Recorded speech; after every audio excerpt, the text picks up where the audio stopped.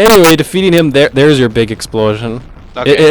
It opens up that hole right there, and guess where that hole leads? Out his butt. It's his butt.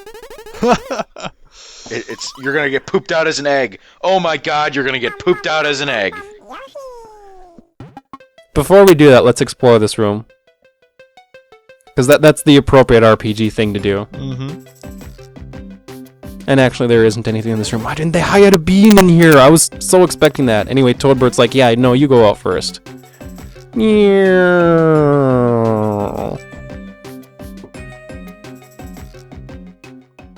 And that's how poop happens. And that's what. Oh god, he's laughing and shake. Oh god. Wow. Alrighty then. We land safely. Although Luigi's not doing as much well. How do we not get pooped out as an egg? They got pooped out as an egg.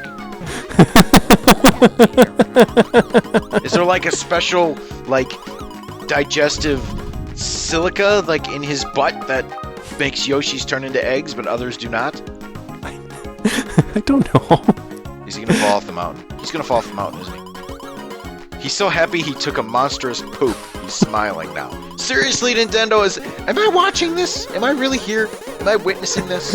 Yes. A giant overgrown Yoshi with my cell phone ringing. A giant overgrown Yoshi just pooped out Mario and Luigi, babies, a bunch of Yoshis, and baby Bowser as well. So we might as well say that he just pooped out all the main characters in Mario. That better have been one heck of a poop. And he kind of just sticks onto the side of the mountain for the rest of the game? Well, he's sticking there for right now, that's for darn sure. Anyway, the Yoshis gave us items earlier, and now they're just so gullible that they believe Baby Bowser is the hero right now. Wow. Bowser's a giant brat right now. Everything's owed to him. He must have cookies, he must have gratitude. I think this is where Wendy gets her brattiness from. It's all from her dad. Her dad's not that much better when he's older, you know? He kind of matures and I guess doesn't eat cookies, but eating all those cookies causes him to barf out the cobalt shards, so it actually was in our interest. Bravo on the Yoshi who baked those cookies, because I don't know what you did, but you made that Koopa barf them out. Hooray! Hooray! And like that, we've gotten our 2 Cobalt Star Shards back. So we're back to exactly where we were back in Part 4, actually. Anyway, I like that pugistical power, or pugilistic power. I actually had to look up what that word meant, because I'm like, wow, what the hell are you talking about?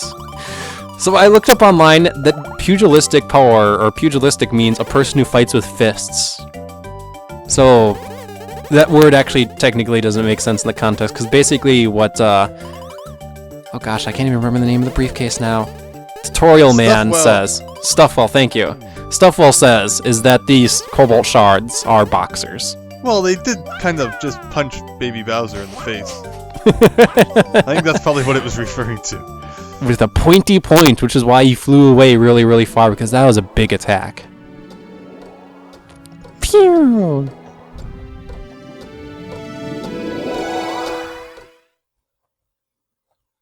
So yeah, since we now know those shards have boxing capabilities, coming out to you in the next Punch-Out game, Lil Mac versus Cobalt Star Shards.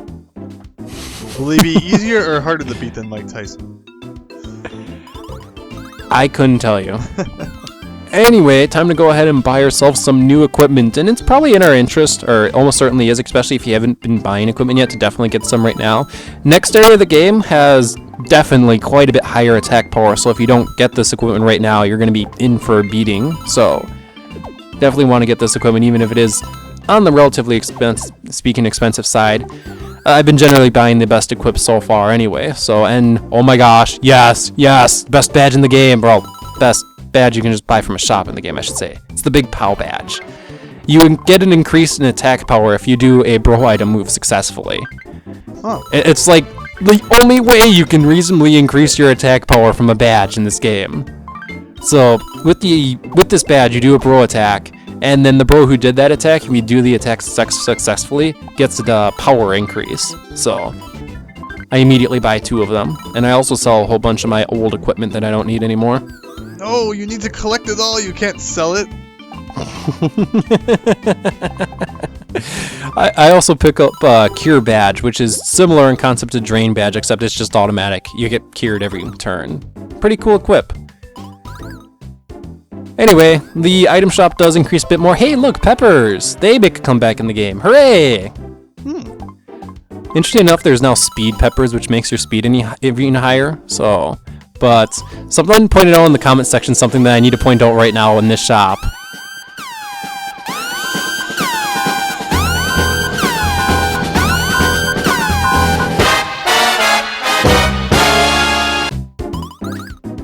I condemn this shop. I'm trying to figure out what it is. You couldn't tell from that zoom in? It's the prince. Oh. I know the picture is not that clear, but it is actually the prince. One who shall not be named. Anyway, let's go ahead and go back to EGAD. We got that picture from Todabert right now, so we're going to go ahead and show it off to EGAD. And you could very clearly see once we see the picture again, the picture is dirty and needs to be cleaned off. But for sake of plot progression, we're not going to clean off the picture right now. Like, come on, it's clearly dirty. And everyone's just kind of sitting there, huh, what could this mean? What could this mean? It's like, yeah, come on, you're the genius. Clean it off. You're the one holding it. You should be able to feel that it's heavier because of dirt. Once again, it's the sake for plot progression that we can't move on forward. A new time hole has appeared, but that's actually a time hole that we can not do a whole lot in. If we go there, we basically can't go anywhere. So... So yeah, now the game doesn't immediately just tell us to go to the Toadsworth right now, but it does kind of indicate it on the map. So that is actually where we want to go now, to the 2 Toadsworths, where we find out once again they are the world's worst babysitters. Look at their plan to get baby Princess Peach to stop crying. I was gonna say, getting her to stop crying must mean it's new attack time.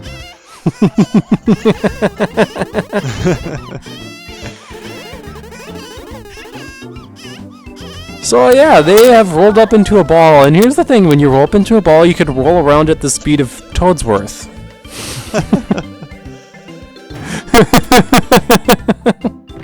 And become incredibly dizzy, but that does stop the baby from crying. So, you wanna know what? Inspiration for a new attack, or not necessarily attack in this situation, because we can't use it in battle. Inspiration for a new thing on the overworld. Luigi knows what this means. It's time to roll around at the speed of bros. Now, because we do have to learn it, it is unfortunately time for another tutorial. No! So, before they even teach us how to use this move, can you guess how we're going to use the move? Can I guess how we're going to use it? Yeah. I mean, I should know 100% since I played the game, although I don't actually. It looks like you're going to have to get Mario and Luigi to go into a ball, and then one of the babies will hit them with a hammer, and they'll go rolling? Or... You can skip the hit with the hammer step. Okay. Anyway, let's go ahead and learn right now. So you know how we have to press the R button to be able to do the spin jump? Well, right now, the other action has not done anything. Until now, the other action is now roll into a ball. And like that, we can roll into a ball. Okay. Sonic There the we go. Hedgehog time. Also looks kind of like Google Chrome. There we go. So I have a question for everyone. Why aren't there the bro in a ball form tires in Mario Kart 8? It would make a lot of sense. I would like to inform everybody that their spines are completely broken in half. Just saying.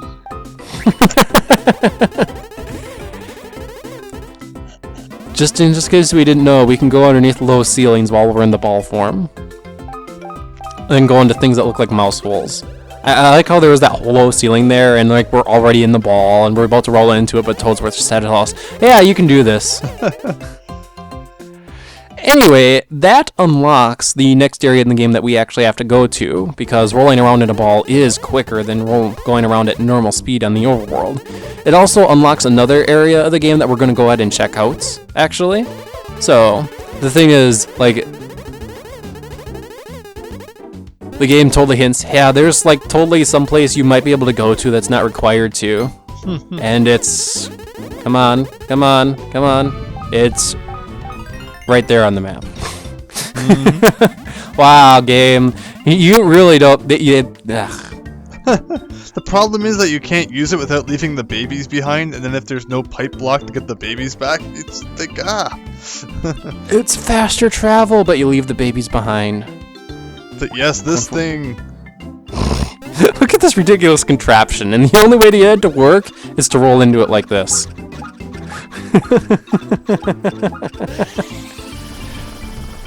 That powers up, theoretically, one of EGAD's machines, and that makes a warp pipe appear. Oh, hooray! We get to go somewhere! Anyway, let's go ahead and plop on some new badges. Right now I have Big Pow equipped, and Big Pow isn't really all that useful in typical battles. It definitely is way more useful in boss battles or battles that take a while, because then it's like you have multiple turns to use the attack power increase. That takes us down to Underground! Hooray! Hooray! Toad Town Tunnels! Kind of more like Princess Peach's tunnels, because right now we're right below the castle, and we can't, like, come out of a type and make it into the Mushroom Kingdom, but we've ran to a mysterious figure roaming down in the Toad Town tunnels. So, entirely new area, and it has some cool little new things for us, and it's actually the main enemy here is Goombas. And you heard that right, Goombas, and they're not like Gloombas or a more powerful Goomba. These are regular Goombas. Now, it kind of helps if I didn't get attacked. There we go. It's like I can kill them in just one jump, or I could kill them in a counter. Yeah, regular Goombas. 3 experience. There really is not any reason for me to fight all the Goombas, but unfortunately, because like I have like an OCD to like kill every single enemy in an RPG whenever I'm in a new area, and that OCD definitely got to me. It's like I must kill enemies even if they give me pitiful experience. They don't even give me that many coins, or not too often many items. They might give me a mushroom at most. It's like, RPG instincts. Why? RPG instincts. Why do you do this to me? So I kind of like that, you know, right now we are below Princess Peach's castle. This is typically where we'd find some places like Hazy Maze Cave and that lava area too, Lethal Lava Land. And now it's just like this big, gigantic, elaborate sewer system. Which, why does the princess need a big, gigantic, elaborate sewer system underneath her castle? It reminds me a lot more of the basement of Mario 64 Star Road, actually. Ah, good point. Yeah, okay. It does kind of remind me a bit more like Star Road's basement, but the question still stands. Why does the princess need a big, gigantic, elaborate underground sewer system underneath her castle? Because gigantic, elaborate underground sewer systems are cool. Fair point. Okay, I guess so. I guess they're cool. Anyway, the idea is there's a whole bunch of pipes in this area, and the only way we can get into them actually is to have Baby Mario and Baby Luigi drill into the ground and then kind of make their way through there. Just like that. And inside each of the pipes, we'll occasionally find 100 coin things, which are actually decently useful. Hooray, money! I just spent all my money anyway, and these Goombas are only giving me a few pennies per battle, so running into 100 coins like that is nice. There we go. But my other theory is, you know, the princess is in cahoots with Mario. The reason why she has a gigantic sewer system underground isn't because she needs it, but because she wants to make sure Mario has money. I actually never really thought about looking at it that way. maybe the plot for Mario 64 should have been, Dear Mario, I need you to come over and fix the pipes again. Instead of I baked a cake for you? Okay, we just theoretically came up with a way for another Mario game to start. Mario, my plumbing's broken in my basement. Can you come over and fix it? Yours truly, Princess Toadstool, Peach. Mario comes to the castle. It's abandoned. All the power stars are gone. New Mario adventure. Well, that story would be more creative than like what the last 10 Mario games have had. So. Mario, come over and fix the plumbing. I'd buy it. It was like a good game, like, you know, it was like a Mario 64 kind of game. Still hope they have something new like that soon. You know, because we've had Mario 3D World, but I want another star collecting adventure that's not in space! Despite how much I like space, Nintendo has made me hate space.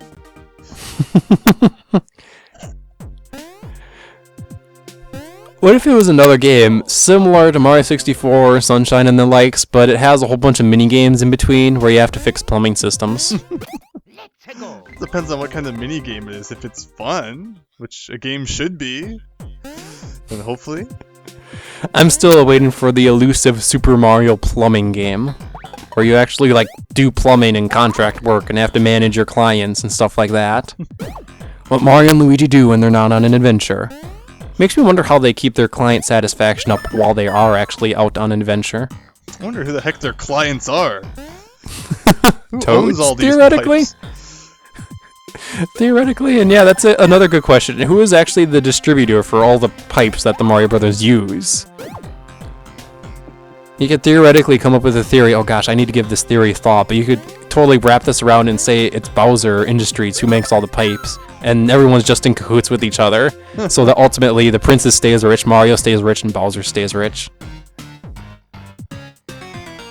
Anyway, as you can very clearly see, there's kind of an interesting thing down here. Hello.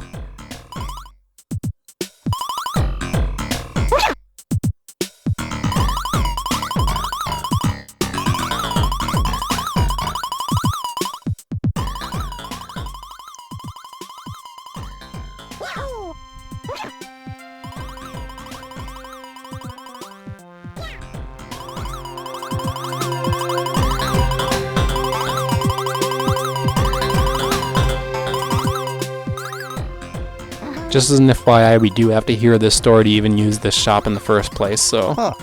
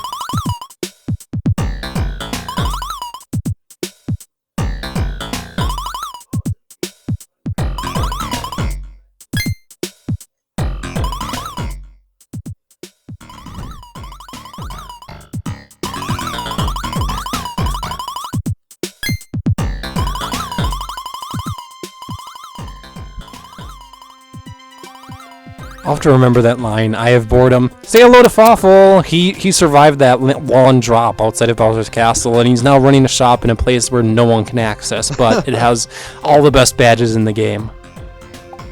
Alright then. Some of them are like improvements on existing badges, some of them are like that rough badge that's basically the Great Force in the game, and other badges that's just like, oh my gosh, those are the good badges. Particularly the most expensive badge for the bean right there, that util free badge. That lets you use bro items for one bro without you expending any like bro item usage. Oh my gosh, I want that badge. Now, interestingly enough, Fawful like has that X in his store, and then it has a bean in it, but it's to my understanding you can never ever get it. I looked online, like, and looked through a list of beans in this game and everything, and none of them list that bean, and I couldn't find a single video of getting that bean, so that bean is forever ungettable. Urgh. So can you only buy each badge once and there's like enough beans to buy them all, or is there only enough to buy certain ones, or how does it work? Good question. There's only so many beans in this game, and if you were to just go off those beans, you don't have enough to get everyone in the shop. However, we're going to be getting to a point in the game where we can grind for beans. Oh, really? Okay. So there's going to be like mini games or something again. There will be something that'll let us just grind the beans, and then you could theoretically buy every single badge he has in the shop. Okay, and can you only buy one of each? Yeah, you can only buy one of each. Hey, look, a time portal. Hey, look, a time portal. Okay. So yeah, Fawful's the handy guy. He doesn't die when he gets knocked out of castle in the sky. He's on his own. No more Cackletta, though he is out for revenge right now. That revenge won't be seen in this game, though. Instead, he runs one of the best shops in the game. Anyway, this actually takes us to the past Toad Town. Interesting. Over that twine portal, there's kind of a gate in the way. And you can't go anywhere. And it's made out of metal, so I can't even get the babies into there. So on one hand, yay! I like it when RPGs let you go to areas you're not supposed to be in. On the other hand, I can't explore or run into enemies and die because they're way more powerful than me. Which I guess is a good thing. I don't even remember that area, so I'm looking forward to that. Okay. But yeah, that's a future in the area of the game that you all have to look forward now. Hooray! Woo! I like when games bring back locations from previous games, especially when you get to visit them in different time periods. Like, that's what I like about this. Yes, it has its linearity, but just all the connections it makes, and, you know, just references to older games, and I really like that. And it has way better background story than, like, 95% of Mario games, so that's definitely where I think a lot of enjoyment of this game comes from, too. I mean, it is fun, but it is linear at points. Now we're in this bottom room, and by the way, all the Goombas just respawned. Grrr! And right now, there's literally nothing in this room. I'm trying to jump around because I'm thinking there might be an invisible coin block here. No! There's nothing. This game needs more invisible coin blocks. There haven't been enough. And not ones with vines that lead to really stupid secret exits. I just mean, you know, typical secret blocks. Agreed. So yeah, Fawful's running a shop. It's basically for us because no one else can access it. Great badges. And there's an area of the game that we foreshadowed to, but there's nothing we can do with, so.